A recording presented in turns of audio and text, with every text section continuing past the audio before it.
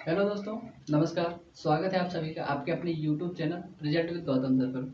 जैसा कि मैंने आप सभी को बताया था कि यूपी स्पेशल की जो क्लास है आपकी होती रहेगी। माफ़ी चाहूँगा कि कल जो क्लास है परसों आपकी हो नहीं पाई और उसको मैंने प्रयास किया लेकिन हो नहीं पाई, इसलिए आज मैं इस क्लास को आपको दे रहा हूँ। उसका कारण कुछ था इसलिए नहीं हो पाई और थोड़ी सी समस्या आ गई थी इसलिए। और आज की क्लास है आपकी जो आज की क्लास प्रॉपर चलेगी और आज हम जानेंगे आज उत्तर प्रदेश की शिक्षा व्यवस्था के बारे में। शिक्षा व्यवस्था के बारे में क्या जानेंगे कि मतलब यहाँ पर हमारे उत्तर प्रदेश में, पूरे प्रदेश में, पूरे भारत की अभी बात नहीं कर रहे हैं। भारत की जब बात करेंगे तो पूरे भारत की बात करेंगे और बताएंगे आपको कि मतलब पूरे भारत में किस राज्य में सबसे ज़्यादा लिटरेसी है और किस में कितनी कम है, सबसे कम। उसी प्रकार जैसे कि उत्तर प्रदेश हमारा प्रदेश है, खुद का प्रदेश है, उसमें जानेंगे ये कि उत्तर प्रदेश में किस जिले में सर्वाधिक साक्षरता है, किस जिले में सबसे कम साक्षरता है और उत्तर प्रदेश में कौन सा शहर सबसे ज़्यादा साक्षर है या पढ़े लिखे लोग सबसे ज़्यादा कहाँ पर रहते हैं। आप ऐसे हिंदी भाषा में, ऐसे ठीक भाषा में समझ पाएंगे कि पढ़े लिखे लोग सबसे ज़्यादा कहाँ पर हैं और सबसे ज़्यादा अनपढ़ लोग कहाँ पर हैं। इसको समझने के लिए आज की ये पूरी क्लास आपके लिए बहुत इंपॉर्टेंट है। लेकिन यहाँ से क्वेश्चन बनने की संभावना काफ़ी ठीक ठाक रहती है क्योंकि लिटरेसी जो रहती है किसी भी राज्य में, शिक्षा व्यवस्था और उसकी जो लिटरेसी रहती है, प्रथम पर कौन सा जिला है, प्रथम द्वितीय और तृतीय ऐसे जिले पूछे जाते हैं और उनमें से मतलब जो पहला फर्स्ट नंबर पर जिला कौन, सबसे ज़्यादा साक्षर जिला, सबसे कम साक्षरता वाला जिला और कुछ ऐसी चीज़ें जैसे कि उसमें मतलब राज्य में कुल कितने विश्वविद्यालय हैं, कुल कितनी यूनिवर्सिटी हैं, मतलब एग्रीकल्चर यूनिवर्सिटी कितनी हैं और पशुपालन से संबंधित कितने विश्वविद्यालय हैं, इनका पूरा डिटेल आज हम आज की क्लास में करेंगे। तो बिना देर किए हुए आज की क्लास को अपना स्टार्ट करते हैं और स्टार्ट करने के बाद में सबसे पहले पढ़ेंगे हम उत्तर प्रदेश की जो शिक्षा व्यवस्था है उसको। जैसा कि आपने हेडिंग डाल रखा है और हेडिंग इसको आप डाल लेंगे और शिक्षा व्यवस्था के बारे में आज हम पढ़ेंगे। तो उत्तर प्रदेश की जो साक्षरता है, साक्षरता सबसे पहले की एवरेज क्या है, साक्षरता होती क्या है किसी भी राज्य में, किसी भी भौगोलिक क्षेत्र में, ठीक है, उस क्षेत्र में कितने प्रतिशत, मान लिया कि 100% मैंने लोगों को ले लिया, ठीक है, पूरी 24-25 करोड़ जनसंख्या को उत्तर प्रदेश की मैंने 100% में ले लिया, ठीक है, तो 100% में मैंने पूरी जनसंख्या को इंक्लूड कर लिया, ठीक है, तो 100% में से, ठीक है, 100% मैंने ले लिया, 100% में से ये मान लिया कि 25 करोड़ है, 25 करोड़ के आसपास है जनसंख्या, ठीक है, तो 100 में से 100% में से कितने प्रतिशत लोग यहाँ पर साक्षर हैं। साक्षर का मतलब है हिंदी पढ़ लिख लेता हो, कोई एक भाषा अच्छे से जानता हो और उसके विषय में लिखना भी जानता हो, उस भाषा के विषय में लिखना भी जानता हो, थोड़ा सा पढ़ लेता हो, उसको कहते हैं साक्षर। तो वही साक्षरता हम निकाल रहे हैं। यहाँ पर अगर कक्षा 8 तक पढ़ा हुआ व्यक्ति भी है, क्लास 5th तक पढ़ा हुआ व्यक्ति है और हिंदी पढ़ लेता है तो उसको आप साक्षर कहेंगे। उसको हमारी सरकार ने साक्षर घोषित कर दिया कि हाँ ये व्यक्ति साक्षर है। वो आपको ये नहीं करना है कि मतलब ग्रेजुएशन वाले, पोस्ट ग्रेजुएशन वाले या पीएचडी धारक ही मतलब साक्षर होंगे, ऐसा नहीं है। मतलब यहाँ पर जो साक्षरता की जो पैमाना है, वो जो मतलब पैमाना है, उस पैमाने के आधार पर ही मतलब यहाँ पर लोगों को साक्षर और निरक्षर बताया जाएगा, मतलब कितने लोग यहाँ पर साक्षर हैं, ठीक है। तो मान लिया यहाँ पर लगभग 67.68% इतने परसेंट लोग average, on and average Uttar Pradesh के लोग साक्षर हैं, ठीक है। तो ऐसा मोटा मोटा मान के चलिए आप 100 में से 68 व्यक्ति यहाँ पर साक्षर हैं उत्तर प्रदेश में। तो अब हम बात कर लेते हैं अपने फैक्चुअल इन्फॉर्मेशन की, और फैक्चुअल इन्फॉर्मेशन मैं लगातार आपको दे रहा हूं और इसको आपको याद रखना है। और याद अगर नहीं रखेंगे तो कहीं ना कहीं जब भी फैक्ट पूछे जाएंगे तो आप पीछे रह जाएंगे, तो इसलिए जरूरी है आपको फैक्ट याद रखना। तो हम बात करने वाले हैं सबसे पहले कि उत्तर प्रदेश राज्य की जो साक्षरता है वो कितनी है, औसत साक्षरता। बात करते हैं राज्य की। उत्तर प्रदेश की क्लास चल रही है, आपको उत्तर प्रदेश से मतलब रिलेटेड सारी सूचना मिल रही है। राज्य की औसत साक्षरता दर कितनी है, औसत साक्षरता दर।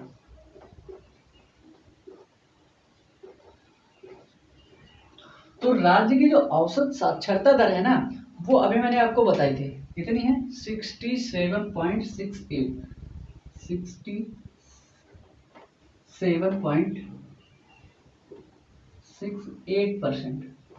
लगभग 68 व्यक्ति यहाँ पर क्या है, साक्षर है। तो साक्षर व्यक्तियों को साक्षर इसलिए कहा जा रहा है क्योंकि कुछ न कुछ वो कोई एक भाषा जानते हैं और पढ़े लिखे लोग हैं। अब हम बात करते हैं राज्य की औसत साक्षरता, इसमें पुरुष भी हैं महिलाएं भी हैं।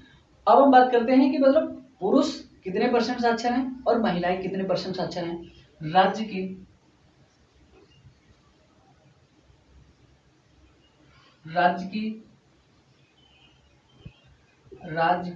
पुरुष साक्षरता दर कितनी है।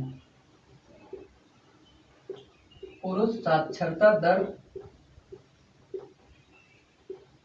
जो उत्तर प्रदेश राज्य है उसकी पुरुष साक्षरता दर कितनी है। तो देखिए यहाँ पर आपको करना कुछ नहीं है, सिंपल सी बात है, बहुत अच्छे से आपको याद हो जाएगा, कोई दो राय। इसमें देखिए आपको क्या करना है, दो चीजें बना लेनी है। इसमें एम लिखना है मेल, इसमें एफ लिखना है फीमेल, ठीक है। एम में आपको क्या करना है, 10 एवरेज में 10 ऐड कर देना है, प्लस करना है 10, ठीक है। और फीमेल में क्या करना है आपको, मतलब मात्र 10 माइनस कर देना है, -10। बस इतने में आपको महिला और पुरुषों का एवरेज आपको आराम से याद हो जाएगा, कोई दिक्कत नहीं होगी, ठीक है। तो आपकी पुरुष साक्षरता दर कितनी है यहाँ पर 77, इसमें 10 जोड़ दिया, 77.33%, ठीक है। आपकी क्लास जो है कंटिन्यू है, ठीक है। तो राज्य की पुरुष साक्षरता दर कितनी है 77.33%। और इसी प्रकार राज्य की महिला साक्षरता दर कितनी है, राज्य की महिला साक्षरता दर कितनी है।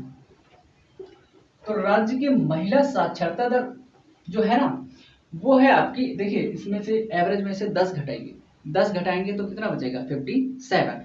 तो 57.2% राज्य की महिला साक्षरता दर है, 57.2%, क्योंकि राज्य हमारा काफी बड़ा है तो 57.2% यहाँ की साक्षरता दर है। राज्य की शहरी साक्षरता दर कितनी है, एक फैक्चुअल इंफॉर्मेशन और रहेगी आपकी। राज्य की शहरी, देखिए राज्य को शहर और गांव में बांटा गया, महिला और पुरुष में बांटा गया, महिला और पुरुष की अलग पूछी जाती है, एवरेज की अलग पूछी जाएगी और शहरी की अलग पूछी जाएगी, ग्रामीण की अलग पूछी जाएगी। तो ये चीजें 4 चीजें आपको याद रखनी है, महिला पुरुष, ठीक है, महिला पुरुष और शहरी और ग्रामीण दोनों अलग अलग हैं, ठीक है। तो इसमें आपको याद रखना है, महिला और पुरुष की मैंने आपको बता दी है, ठीक है। तो अभी आपको याद रखना है राज्य की जो औसत शहरी औसत साक्षरता दर कितनी है। राज्य की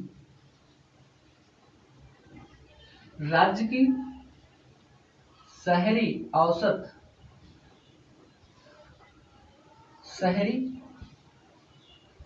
साक्षरता दर कितनी है, साक्षरता दर कितनी है।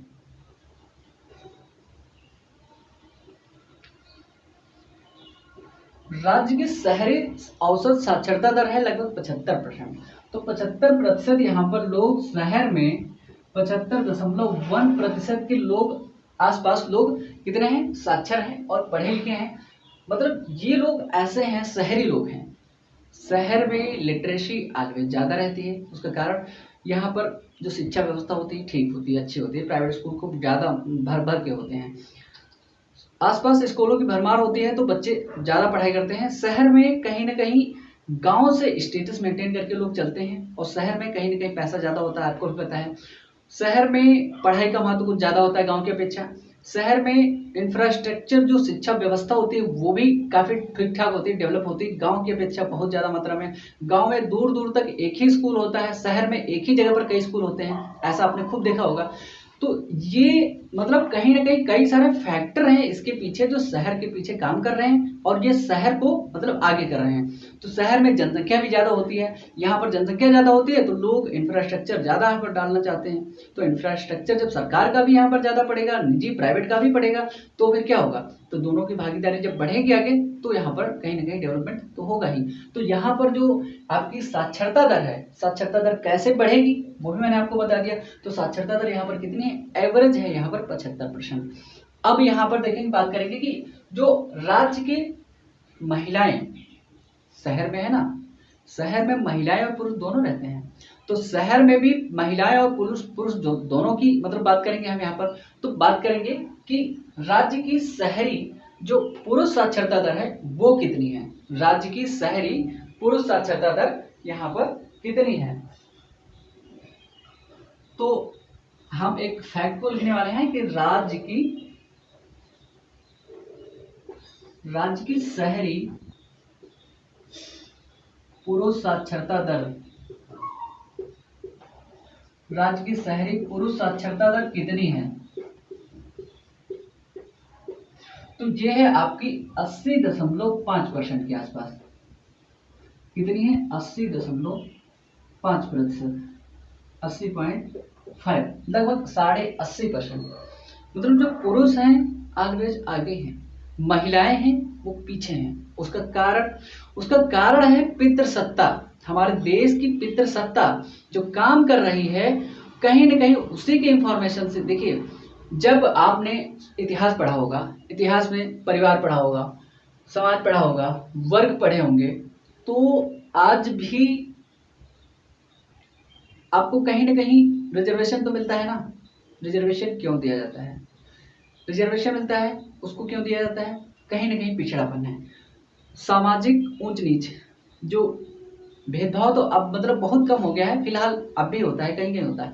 सामाजिक ऊंच नीच की भावनाएं, कहीं ना कहीं सामाजिक तौर पर पिछड़ापन जो है वो है, और वो महिलाओं के साथ भी जुड़ा है। महिला अगर घर से बाहर निकल जाए तो उसको कहीं ना कहीं चार लोग सुनाते हैं। पुरुष अगर बाहर चला जाएगा कोई दिक्कत नहीं है, लड़का बाहर चला जाए रात में 10 बजे कोई दिक्कत नहीं है, लड़की अगर रात में 10 बजे 11 बजे बाहर चली जाए तो बवाल हो जाता है। तो ये सारे मतलब सारी चीजें जो होता है, सामाजिक तौर तरीके बनाने वालों ने, पितृसत्ता बनाने वालों ने ऐसा किया, पितृसत्तात्मक रूप से। और जो महिलाएं हैं, ये पिछड़ापन है उनके अंदर कहीं ना कहीं पिछड़ापन है। उनको लगता है कि हम पीछे हैं, लेकिन महिलाएं कहीं पर भी नहीं पीछे हैं। कारण उसका ये है कि अगर एक पुरुष जो काम कर सकता है, लगभग ईश्वर ने तो दोनों को बनाया, बराबर बनाया ना, दोनों ही बराबर आते हैं, बराबर खाते हैं, सेवा पानी उन दोनों का लगभग बराबर होता है। जहां पर पितृसत्ता होती है वहां पर कई सारे डेवलप कंट्री हैं, महिलाएं काफी आगे हैं, वहां पर महिलाओं की ज्यादा चलती है। अगर महिला सत्तात्मक मतलब होता देश तो महिलाएं आगे होती। तो आपने इतिहास में पढ़ा होगा कहीं कहीं जो सातवाहन वंश हुआ, सातवाहन वंश में महिलाओं की चलती थी, तो वहां पर महिला सत्तात्मक होती थी। तो कई जगह पर जब जहां पर महिलाओं की सत्ता होती थी वहां पर पुरुष पिछड़े रहे होंगे, और जहां पर वर्तमान में जैसे पितृसत्ता है, पिता की सत्ता है, तो वहां पर महिलाएं कहीं ना कहीं पीछे हैं। और इसलिए आज भी हमारे यहाँ पर लिटरेसी जो है, साक्षरता, वो आज भी यहाँ पर महिलाओं की क्या है, कम है ना। इसीलिए कम है। इसके पीछे बहुत पीछे से फैक्टर का मतलब इसके लिए बहुत पीछे से लोग मतलब काम करते आ रहे हैं, बहुत पीछे से फैक्टर काम करते आ रहे हैं। कई सारे कारक हैं जिसकी वजह से मतलब जो महिलाएं हैं उनकी साक्षरता जो है पीछे है। तो राज्य की शहरी महिला, राज्य की शहरी महिला साक्षरता कितनी है? महिला साक्षरता, महिला साक्षरता दर कितनी है? ये आपकी 69.2% के करीब आपकी है महिलाओं की यहाँ पर जो साक्षरता है। दिख रहा होगा ना आपको? अगर नहीं दिख रहा है तो हम आपको दोबारा लिख देते हैं। 69.2% के करीब यहाँ पर आपकी है महिलाओं की साक्षरता। ठीक है, तो उसके बाद में इसको आप नोट कर लेंगे। उसके बाद में हम आगे बढ़ेंगे कि बात करेंगे ग्रामीण के बारे में।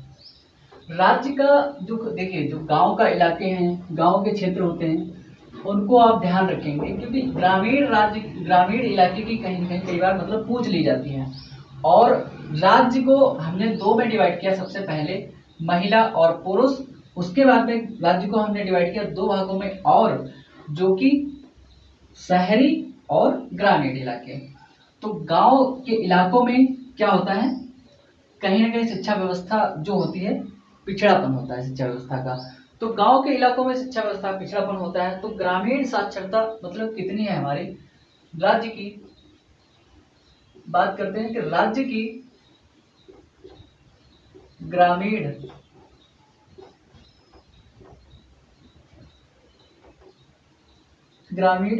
औसत साक्षरता कितनी है। औसत साक्षरता, राज्य की ग्रामीण औसत साक्षरता का मतलब है गांव में जो लोग रहते हैं उनको मान लिया मैंने 100%। उन 100% में से गांव में पुरुष और महिला दोनों रहते हैं, और पुरुष और महिला में से वहां पर कितने परसेंट लोग पढ़े लिखे हैं। तो यहां पर आ जाता है आपका परसेंट 65.5% के करीब, 65.5% के करीब। उसका कारण ये है, इसको आप थोड़ा सा, उसका कारण ये है कि गांव की शिक्षा व्यवस्था मैंने आपको बता दी कि मतलब किस प्रकार यहाँ पर पिछड़ी हुई है, और गांव में इंफ्रास्ट्रक्चर इतना अच्छा नहीं होता है, शिक्षा व्यवस्था उतनी मतलब उतना ज़्यादा नहीं डेवलप हो पाती है, और लोग उतना ज़्यादा ध्यान नहीं दे पाते हैं। तो राज्य की जो ग्रामीण है ना, राज्य की पुरुष ग्रामीण, राज्य की पुरुष ग्रामीण साक्षरता कितनी है,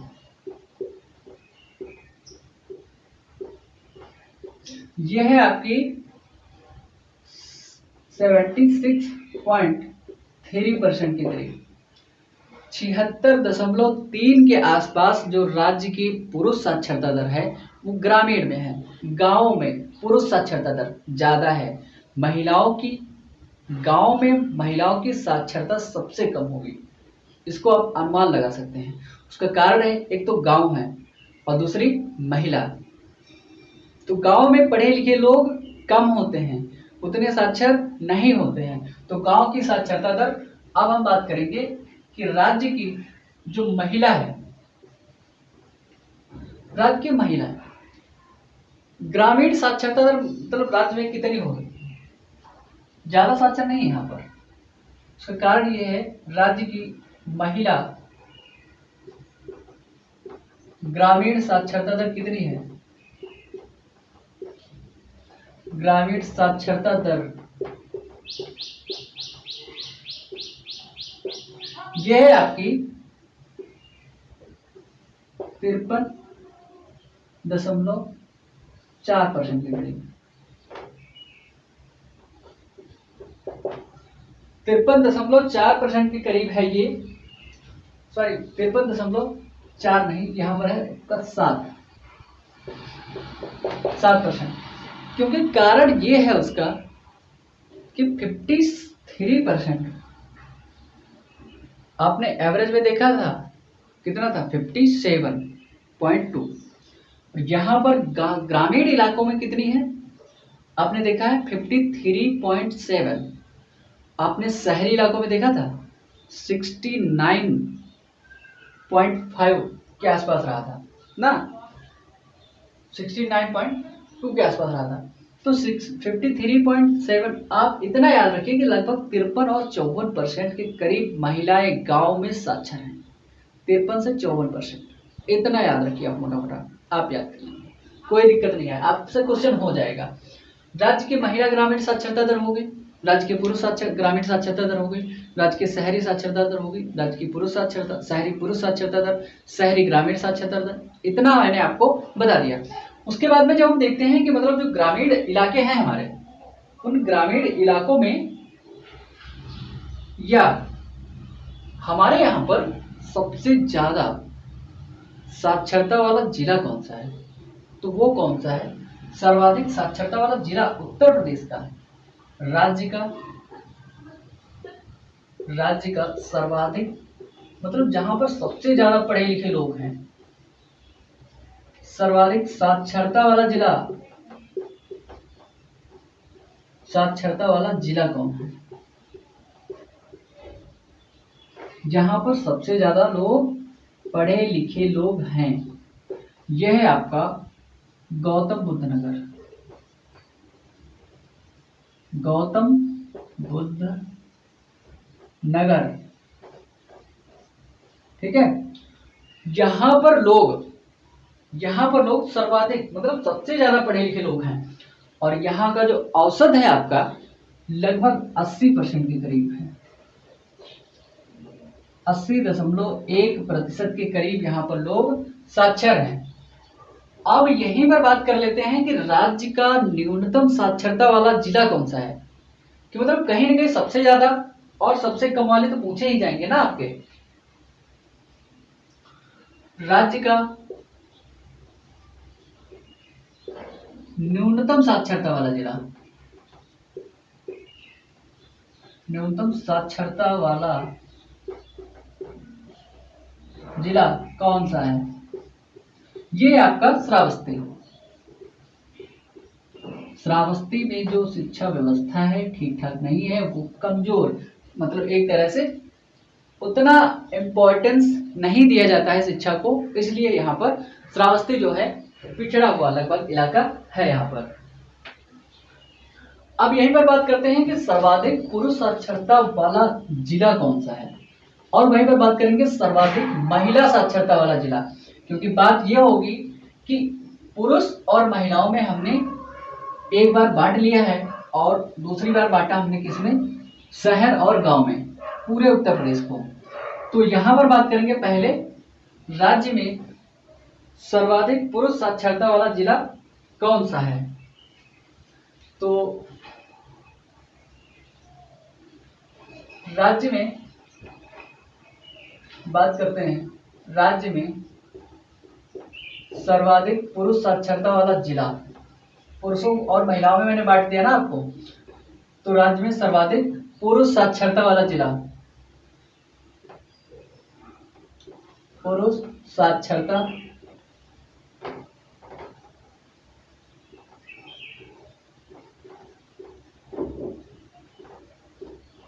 आप लोग नोट करेंगे और उसका नोट्स बनाएंगे वाला जिला कौन सा है। पुरुष साक्षरता में आपका आगे है गौतम बुद्ध नगर ही, इसको हम लिख देते हैं गौतम बुद्ध नगर को GBN। आप लोग गौतम बुद्ध नगर हिंदी में लिख सकते हैं, कोई दिक्कत नहीं है। और इसकी लगभग पुरुष साक्षरता दर कितनी है, 88.1% के करीब, ठीक। इसकी कितनी है, 88.1% के करीब है। और यहां पर बात करेंगे कि राज्य में सबसे पुरुषों में बात करेंगे कि पुरुषों में सबसे न्यूनतम साक्षरता किस जिले की है, यही पर बात कर लेंगे। राज्य में न्यूनतम, क्या बात करेंगे, राज्य में न्यूनतम साक्षरता वाला जिला कौन सा है। न्यूनतम साक्षरता वाला जिला कौन सा है, तो वही आपका कौन सा मैंने बताया था आपको पिछले वाले में, वही है आपका श्रावस्ती। श्रावस्ती यहां पर सबसे कम पुरुषों को साक्षर लेकर के मतलब चल रहा है, यहां पर सबसे कम पुरुष साक्षर हैं। और गौतम बुद्ध नगर में वहीं पर सबसे ज्यादा पुरुष साक्षरता थी और सबसे ज्यादा साक्षरता भी थी। यहाँ पर सबसे कम साक्षरता भी है और यहाँ पर सबसे कम मतलब पुरुष साक्षरता भी है, सबसे कम औसत साक्षरता भी और सबसे कम पुरुष साक्षरता भी कहाँ पर है, श्रावस्ती में है आपके। अब हम बात करेंगे कि महिला साक्षरता सबसे ज्यादा कहाँ पर है, क्या बात करेंगे कि महिला साक्षरता सबसे ज्यादा किस जिले में है। राज्य में सर्वाधिक महिला साक्षरता वाला जिला कौन सा है, महिला साक्षरता वाला जिला, साक्षरता वाला जिला कौन सा है। राज्य में सर्वाधिक जो महिला साक्षरता वाला जिला है ना, वो है आपका कानपुर नगर। कानपुर नगर। और यहाँ की जो महिला साक्षरता दर है ना, लगभग 75% के आसपास है। 75.1% के आसपास। यहाँ पर सर्वाधिक महिलाएं साक्षर हैं, ना कि गौतम बुद्ध नगर में। गौतम बुद्ध नगर में एवरेज है और पुरुष हैं सबसे ज्यादा साक्षर, लेकिन महिलाएं कानपुर नगर में सबसे ज्यादा साक्षर हैं। लेकिन एक और यहाँ पर फैक्ट आपको याद रखना पड़ेगा, वो ये याद रखना है आपको, ये याद रखना। देखिए, श्रावस्ती को मैंने बताया था आपको कि राज्य में न्यूनतम साक्षरता वाला जिला है, लेकिन पुरुष साक्षरता यहाँ पर कितनी है इसको भी आप नोट कर लेंगे कि यहाँ पर लगभग 57.1% के करीब, कितनी 57% के करीब यहाँ पर साक्षर श्रावस्ती में है। 1 नहीं, यहाँ पर 2 कर लीजिए। 57.2% के करीब यहाँ पर लोग पुरुष लोग साक्षर हैं। ठीक है, और बात करते हैं कि राज्य में जो महिलाएं हैं, राज्य में न्यूनतम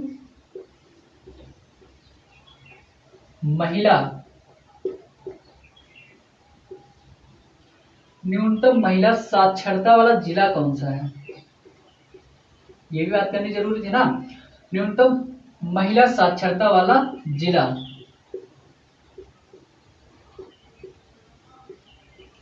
ये आपका फिर से वही आ जाएगा, श्रावस्ती। उसका कारण है, उसके पीछे कारण है, क्योंकि श्रावस्ती की शिक्षा व्यवस्था ठीक ठाक वर्तमान में, पिछले में कहीं पर नहीं थी। तो यहां पर है आपका फिर से श्रावस्ती। और श्रावस्ती की जो महिलाएं हैं ना, लगभग 34.8% के करीब यहाँ पर, लगभग 35 महिलाएं यहाँ पर क्या है, 100 में से 35 महिलाएं मात्र साक्षर हैं। ये देख लीजिए कि मतलब कहां पर जा रही है इसकी मतलब शिक्षा व्यवस्था। 100 में से 34 महिलाएं मात्र। तो यहाँ पर हमारी सरकार को ध्यान देना चाहिए ना कि मतलब यहाँ पर कितनी शिक्षा व्यवस्था कैसी है। ठीक है, तो अब हम बात करेंगे कि जो हमारे यहाँ पर शिक्षा व्यवस्था की हमने बात कर ली, और शिक्षा व्यवस्था के बाद हमें हमारे यहाँ पर कितने कॉलेज, यूनिवर्सिटी, एग्रीकल्चर विश्वविद्यालय, पशुपालन से रिलेटेड विश्वविद्यालय और अन्य विश्वविद्यालय कौन कौन से हैं और कितने हैं, उसके बारे में हम बात कर लेंगे आज। तो शिक्षा व्यवस्था के बारे में ही आपका टॉपिक चल रहा है और बात हो रही है आपकी शिक्षा व्यवस्था की।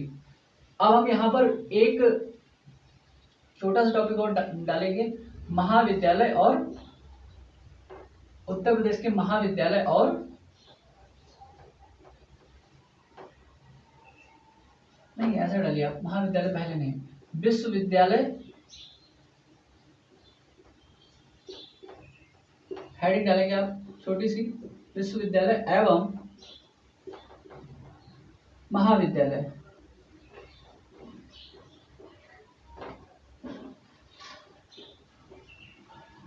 विश्वविद्यालय एवं महाविद्यालय उत्तर प्रदेश में मतलब कितने हैं यहाँ पर। ठीक है, तो ये इनकी जानकारी हमारे पास होनी चाहिए, क्योंकि हमारी जो शिक्षा व्यवस्था है कहीं न कहीं इन्हीं से आगे बढ़ती है। महाविद्यालयों और विश्वविद्यालयों से, यूनिवर्सिटीज के द्वारा ग्रेजुएशन, कितने यहाँ पर ग्रेजुएट विश्वविद्यालय हमारे यहाँ पर हैं और कितने पोस्ट ग्रेजुएट करवाते हैं और कितने यहाँ पर मतलब हैं, कुल कितने हैं, इनके बारे में हम यहाँ पर जानकारी रखेंगे तो हमारे लिए ज़्यादा बेस्ट रहेगा। ठीक है, तो इसके बारे में सबसे पहले हम जानकारी देते हैं आपको कि हमारे यहाँ पर कुल कितने विश्वविद्यालय हैं उत्तर प्रदेश में। राज्य में कुल विश्वविद्यालयों की संख्या कितनी है, राज्य में कुल विश्वविद्यालय, राज्य में कुल विश्वविद्यालय कितने हैं, नोट करेंगे इसको आप। राज्य में कुल विश्वविद्यालय कितने हैं, 52, यहाँ पर 52 के आसपास विश्वविद्यालय आपके हैं। ठीक है, तो ये फैक्ट भी इंपॉर्टेंट है कि क्योंकि ये क्वेश्चन आ सकता है कि राज्य में कुल विश्वविद्यालय कितने हैं, शिक्षा व्यवस्था से रिलेटेड ये क्वेश्चन पूछा जा सकता है। उसके पीछे कारण ये है कि आपका जो राज्य विश्वविद्यालय होते हैं, राज्य विश्वविद्यालय में ठीक ठाक, सॉरी, राज्य में कुल मतलब जो कुल विश्वविद्यालय होते हैं, विश्वविद्यालय का मतलब समझ रहे हैं आप, विश्व के लोग पढ़ने जा सकते हैं वहां पर, ठीक है। तो राज्य में विश्वविद्यालय कितने हैं? 52 हैं। लेकिन यहाँ पर केंद्रीय विश्वविद्यालय कितने हैं? केंद्रीय, राज्य में कुल केंद्रीय विश्वविद्यालय कितने हैं? राज्य में कुल केंद्रीय विश्वविद्यालय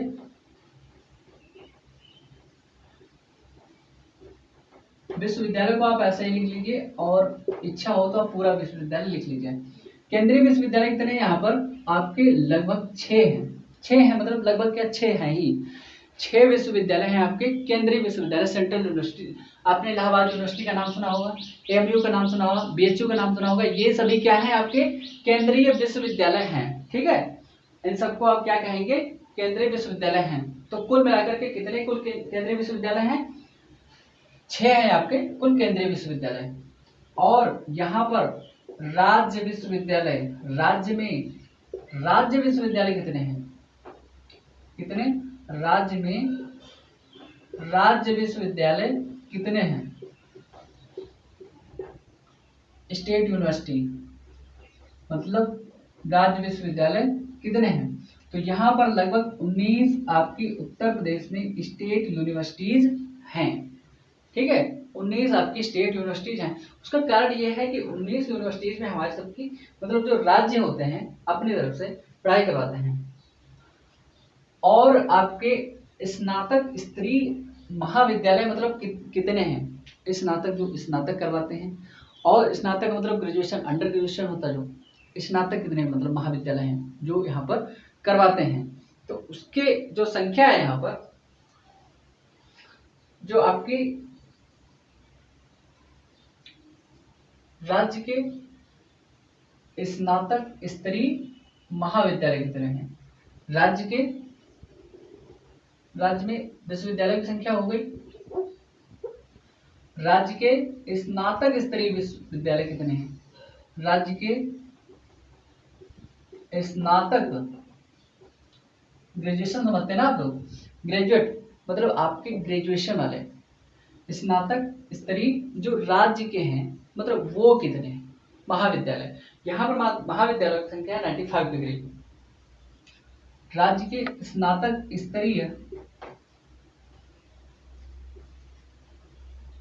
स्नातक स्तरीय महाविद्यालय या राज्य महाविद्यालय समझ रहे हैं आप? ये सरकारी हैं महाविद्यालय, सरकार द्वारा इनको फंड मिलता है। राज्य महाविद्यालय कितने हैं आपके? यहाँ पर आया आपके 95। आपके हैं कितने? 95 के करीब महाविद्यालय हैं, 95 राज्य महाविद्यालय। तो ये आपको दिखाई दे रहा है? ठीक है, दिखाई दे रहा है, ठीक ठाक से दिखाई दे रहा है। राज्य के कुल कितने स्नातक स्तरीय राज्य महाविद्यालय हैं? 95 के करीब। उसको आप मिटाएंगे फिर। और यहीं पर और फैक्ट कुछ नोट करेंगे जिनके बारे में हम आपको बताएंगे। राज्य के विश्वविद्यालय हो गए, राजकीय विश्वविद्यालय हो गए, केंद्रीय विश्वविद्यालय हो गए, ठीक है। और यहाँ पर एक चीज और आप नोट करेंगे, यहाँ पर स्नातकोत्तर आपने सुना होगा, किसको कहते हैं?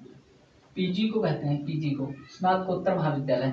तो स्नातकोत्तर, राज्य में स्नातकोत्तर महाविद्यालय आपके कितने हैं? स्नातकोत्तर महाविद्यालय यहाँ पर कितने हैं आपके?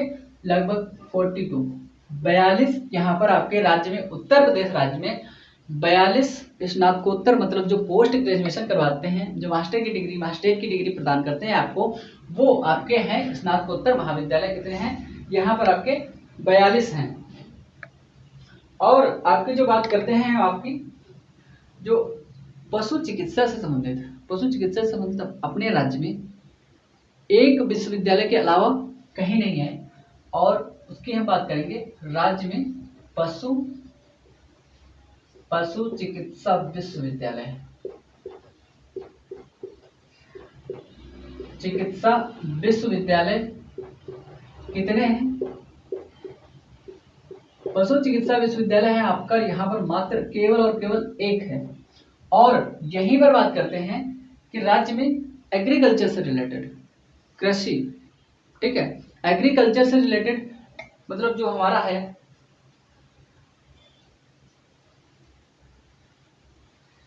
लेकिन बात करेंगे पहले हम यहाँ पर किसकी, पशु चिकित्सा महाविद्यालय कितने हैं? पशु चिकित्सा विश्वविद्यालय तो एक हो गया आपका, एक ही है। और पशु चिकित्सा महाविद्यालय, विश्वविद्यालय विश्वविद्यालय है, महाविद्यालय महाविद्यालय है। तो महाविद्यालय की बात कर लेते हैं हम यहाँ पर। तो पशु चिकित्सा राज्य में पशु चिकित्सा महाविद्यालय कितने हैं? पशु चिकित्सा महाविद्यालय आपके कितने हैं? महाविद्यालय आप लिखेंगे यहाँ पर तो है आपके लगभग कितने हैं? 35 है यहाँ पर, 35। तो 35 आपके पशु चिकित्सा महाविद्यालय है, ना कि विश्वविद्यालय, ना कि यूनिवर्सिटी, ठीक है। तो आपके क्या है? महाविद्यालय हैं। पशु चिकित्सा महाविद्यालय आपके कितने हैं? 35 हैं। डीम्ड पशु यूनिवर्सिटी कितनी है?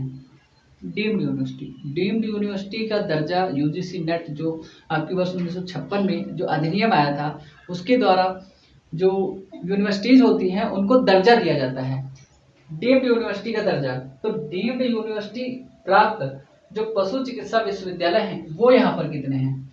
डीम्ड यूनिवर्सिटी या डीम्ड विश्वविद्यालय, डीम्ड पशु चिकित्सा विश्वविद्यालय ऐसा लिख लीजिए आप, डीम्ड पशु चिकित्सा विश्वविद्यालय यहाँ पर कितने हैं? विश्वविद्यालय यहाँ पर कितने हैं आपके? मात्र एक है। डीम्ड पशु चिकित्सा विश्वविद्यालय कितने हैं यहाँ पर? केवल और केवल एक है मात्र, ठीक है। और बात करते हैं हम कि डीम्ड कृषि विश्वविद्यालय कितने हैं? डीम्ड कृषि, एग्रीकल्चर वालों के लिए जरूरी है। डीम्ड कृषि विश्वविद्यालय कितने हैं? यहाँ पर एजीटीए का क्वेश्चन बन सकता है कि डीम्ड कृषि विश्वविद्यालय यहाँ पर उत्तर प्रदेश में कितने हैं? तो यहाँ पर एक ही डीम्ड कृषि विश्वविद्यालय है। और जब हम बात करेंगे कि मतलब इसको आप नोट कर लीजिए फटाफट और आगे कुछ हम फैक्ट्स को जानते हैं। बात करेंगे हम आपके कि राज्य में कुल महाविद्यालय कितने हैं। मैंने आपको बताया था कि कुल महाविद्यालय की संख्या जानना जरूरी है कि मतलब कितने महाविद्यालय हैं, जिससे हम आंकड़ा एक मोटा मोटा लगा पाए कि राज्य में इतने महाविद्यालय हैं, इतने महाविद्यालयों की भरमार होते हुए भी पढ़ाई का लेवल क्या है, कि मतलब राज्य में कुल महाविद्यालय कितने हैं। महाविद्यालय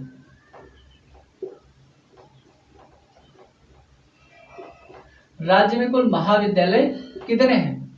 तो राज्य में कुल महाविद्यालयों की संख्या है आपके उत्तर प्रदेश राज्य में 7,476। कितनी है? 7,476 के करीब। तो 7,476 महाविद्यालयों की रजिस्टर्ड हैं, ठीक है, ये रजिस्टर्ड हैं। इन महाविद्यालयों में सब में पढ़ाई होती है ठीक ठाक लेवल की, ठीक है, इनको कहते हैं कि महाविद्यालय। तो 7,476 जो आपके महाविद्यालय हो गए, इन महाविद्यालयों में ठीक ठाक पढ़ाई होती है, ठीक। तो आज की क्लास आप सभी को कैसी लगी, ये लोग सभी लोग जितने भी लोग देख रहे हैं कमेंट बॉक्स में लिखेंगे कैसी क्लास है।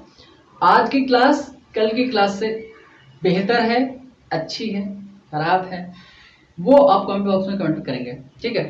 तो कल वाली जो क्लास थी, इस क्लास को मैं पहले से रिकॉर्ड कर रहा था बट 2-3 बार मैंने ट्राई किया बट हो नहीं पाया, थोड़ी सी टेक्निकल इशू था, इसलिए आज की क्लास आपको मैं सुबह ही मॉर्निंग में ही दे रहा हूँ।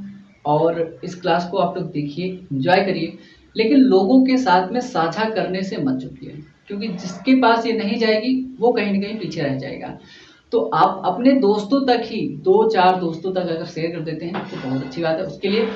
और मैं आपको बता दूं, ये जो क्लास है आपकी, कंटिन्यू रहेगी इसी बेस पर, ऐसे ही चलती रहेगी डेली बेसिस पर।